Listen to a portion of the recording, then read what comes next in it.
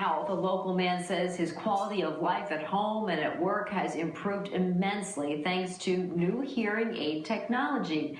And listen to this, you can hardly see the hearing aids that he's wearing. Take a look. I have the gray ones on. There's also a kind of a blush tone one. They've gotten smaller. This little hearing aid right here, basically, I barely can get it out. It's so small.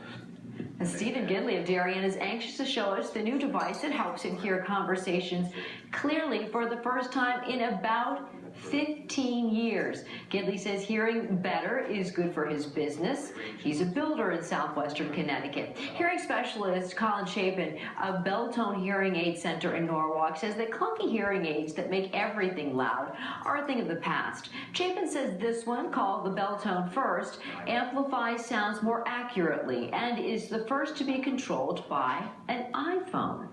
You can control everything from the phone itself. You can adjust the volume here if you want to make it louder. If I lower the volume, it turns the hearing aid off altogether. You could take phone calls on the hearing aid. You can listen to music on the hearing aid. Well, Chapin says these hearing aids cost between $2,500 and $4,000 each, but insurance sometimes covers them. We have a link to more information at news12.com.